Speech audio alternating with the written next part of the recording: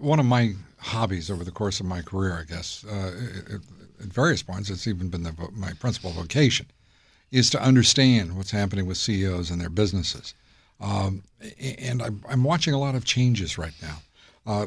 We're talking about the journey from the AOL perspective and from the Turner Broadcasting perspective as the entities all merge together come 2000. These kinds of journeys have fascinating stories attached to almost every leg of it. Most of them don't have happy endings, though. They really don't. And I'm watching one in the case of GE, Jeffrey Immelt, who's a bright guy, Jack Welch's chosen successor. 2 years ago, he was, it was almost 3 years ago, he's complaining at a board meeting, at a shareholder meeting, that he's doing well except according to Lou Dobbs' view, because he's outsourcing too many jobs. By the way, AOL did the same thing, so did Time Warner. But he was sort of put down about my concerns about business practices and their social impact in this country, and he was sort of scoffing about that. With his stock price at $16 today and a shareholder meeting imminent, I don't think he's going to be, in any way apologetic for having converted a bit. He's now espousing exactly what I've been saying.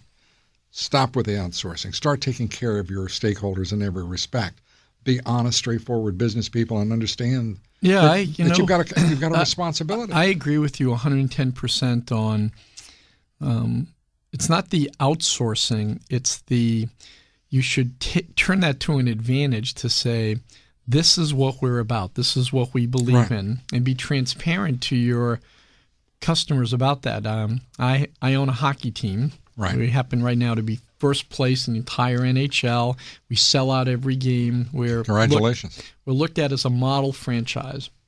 And by the way, a good friend of mine, Wayne Huizinga, great guy, loves hockey. He's owned every kind of, I think, football every kind of sports teams, but anyway, baseball team. And he adores hockey. He loved the hockey players, the best of all. They're really good people.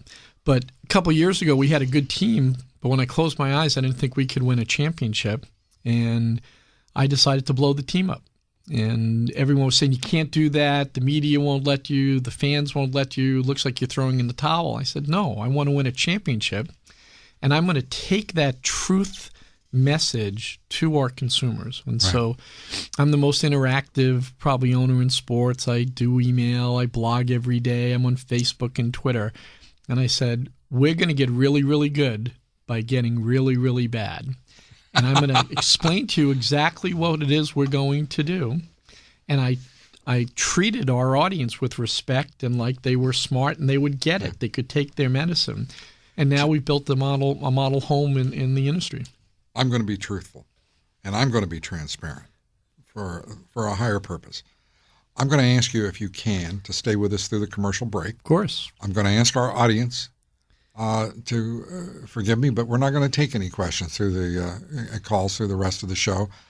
Ted is a fascinating guy. My guess is you would a lot rather hear his view of what is truth and possibility than hear me get into a little bit of a discussion about, petty politics. We're taking a break. There's a snowstorm in Washington, D.C. We're going to a higher purpose here. We'll be right back.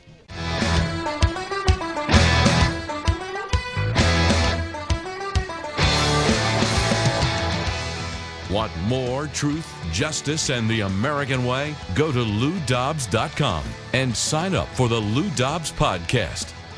We're talking with Ted Leonsis. He has written what I think is a very important book. I've read part of it. I'm going to finish all of it, and I can't wait to do so. The book is The Business of Happiness. I recommend this book to you. It's going to be featured prominently on our homepage because, first of all, if you don't want to know about the business of happiness and 6 secrets to extraordinary success in work and life, the lamp of Aladdin, we're talking big stuff here. So I recommend it to you, and we're going to make it as easy as possible for you to get to it. Ted, you and I, I say this. Ted was up on the top of the building, and I'm down in the engine room. You're the talent, Lou. Yeah, there you go. And I have to ask this: with all of that collision of personalities, when I think back to some of those rich personalities that I've had the privilege of working with over the course of many years, when I was associated with Turner and Time Warner. I mean, we're talking in AOL, Time Warner. We're talking about you. We're talking about Steve Case. We're talking about Bob Pittman. We're talking about Ted Turner.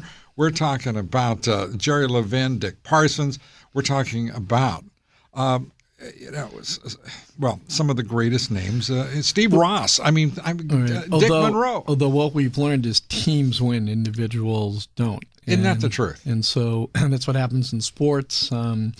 You need to have a blending of different talents. Right. And probably what happened a little bit with those mergers is you had these very charismatic, headstrong, brilliant leaders who were accustomed to being entrepreneurs, and then you come together in this big public company and you lose that founding vision. There's a whole chapter in my book where that's what we talk about. Again, look at the great companies: Apple Computer, Steve Jobs, Google, Sergey Brin and Larry Page, AOL in the old days, Steve Case and his team, Turner. There was a guy by the name of Leonsis in there, too. Thank you. But the point is that what did we do when all the mergers happened? They said, let's bring in the pros from Dover. And they didn't let Ted Turner do much. Right. They didn't let Steve Case do much. And that's because there's this management versus leadership. And I think that's out of vogue right now. I think that being passionate about your products, being passionate about your customers and services, and creating these cultures that allow employees to really believe in the mission and define themselves not by the money. And the big part of the book is, if you're happy, you'll be successful. Not if you're successful, you'll be happy. Right. And that's something that we have to untrain. And then you have to teach people, well, what defines happiness? Longevity, having great relationships with your wife or husband, your family members, the quality of the relationships that you have. And you start to look at all of the things that put you on your quest to personal self-actualization. Then you realize, well, that's what I want in my businesses that I work with, right? I want to do business. I want to give my money to companies that I believe in, to people that I believe in. I think that's what you've been talking about with the whole outsourcing, that, right. Hey, do business with companies that say, I might have to charge you a little bit more, but I'm going to provide a higher level of service, and I'm going to create jobs, and we're going to keep families working, and it'll be good for your neighborhood, be good for the local vendors. And so I really believe in that. I think that double bottom lineness around a business is really what's differentiating and making for successful companies. Well, I mean, it's fascinating. I could sit here and listen to you all day long, and I hope I'll get that opportunity to talk with you again soon. I hope you'll come back. Thank you, Lou. We got to get you to D.C. and come to a game. I would love to. I would love to do that. As a matter of fact, I'm going to D.C. more often these days because I'm. Are you running? You announcing something? I'm not announcing a thing. I'm doing. I decided as a private citizen, I'm going to see what the hell a private citizen can do. I'm trying to help create a solution for illegal immigration and border security, just as a country boy in the big city, without any big fancy title or anything else. Just see what a little hard work and goodwill will do. Yeah, it's great. John Walsh, who's a good friend of mine, right.